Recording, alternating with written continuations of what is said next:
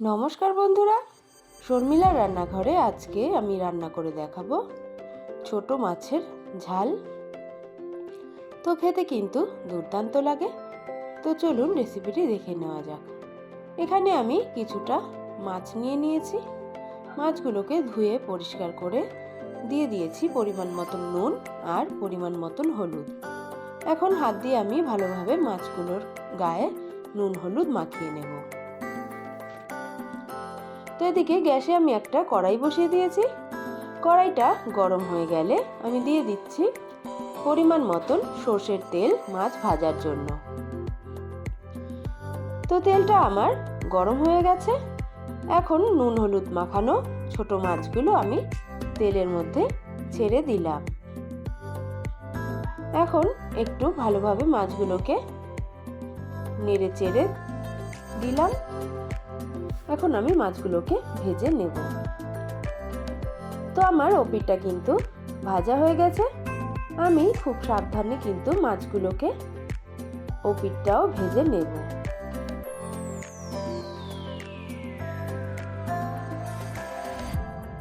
তো আমার মাছগুলো কিন্তু ভাজা হয়ে গেছে। এখন আমি মাছগুলোকে একটা পাত্রে তুলে নেব।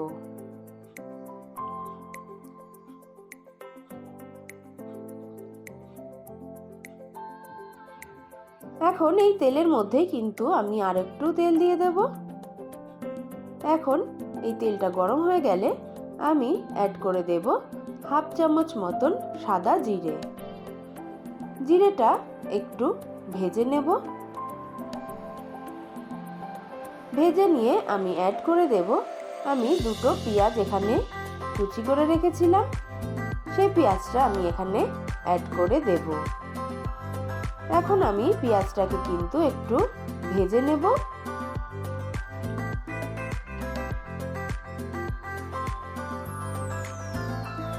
তো আমার পেঁয়াজ ভাজা হয়ে গেছে। এর থেকে বেশি কিন্তু আমি ভাজবো না।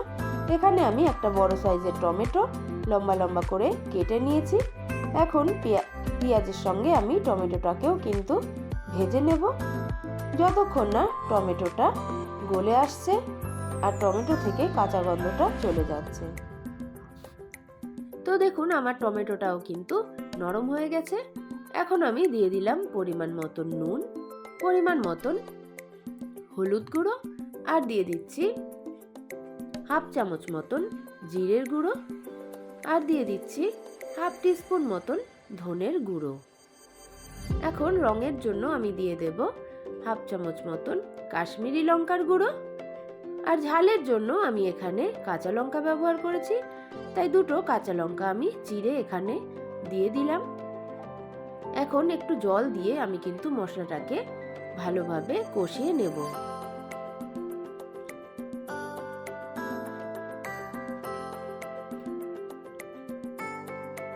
তো বন্ধুরা দেখুন আমার কিন্তু মশলাটা কষানো হয়ে গেছে। মশলা থেকে তেলও ছেড়ে দিয়েছে। এখন যেই মাছটা আমি ভেজে রেখেছিলাম সেই ভাজা মাছটা এখানে অ্যাড করে দেব। এখন মাছের সঙ্গেও আমি কিন্তু মশলাটাকে একটু নেড়ে চেড়ে মিশিয়ে নেব।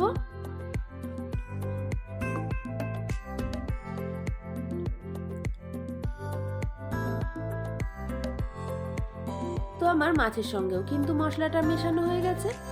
এখন আমি অ্যাড করে দেব পরিমাণ মতন গরম জল। গরম জল দিয়ে আমি নেড়ে চেড়ে আমি কিন্তু ঢাকনা দিয়ে ঢেকে 5 মিনিট রান্না করে নেব।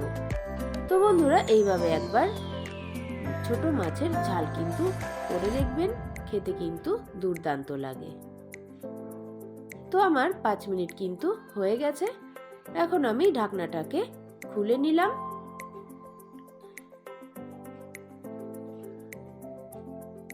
তো এখন আমি অ্যাড করে দেব ধনেপাতা। তো আমি কিছুটা ধনেপাতা কুচি করে রেখেছিলাম। এখন ওপর থেকে আমি ধনেপাতাটা ছড়িয়ে দেব। ছড়িয়ে দিয়ে একটু নেড়ে চেড়ে নেব। তো বন্ধুরা একবার হলেও রেসিপিটি বাড়িতে তৈরি করার অনুরোধ রইল।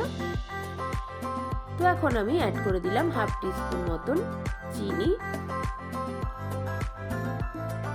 চিনি অ্যাড করে নেড়েচেড়ে নিলেই কিন্তু তৈরি হয়ে যাবে ছোট মাছের ঝাল। তো এখন আমি সার্ভ করে নেব। তো বন্ধুরা, তৈরি হয়ে গেল আমার ছোট মাছের ঝাল। তো আমার রেসিপিটা যদি ভালো লেগে থাকে অবশ্যই একটা লাইক কমেন্ট করে দেবেন। আর যারা নতুন বন্ধু আছেন তারা সাবস্ক্রাইব করে পাশে থাকবেন। সবাই ভালো থাকবেন, সুস্থ থাকবেন। আজ এই পর্যন্তই, দেখা হবে নেক্সট ভিডিওয়ে।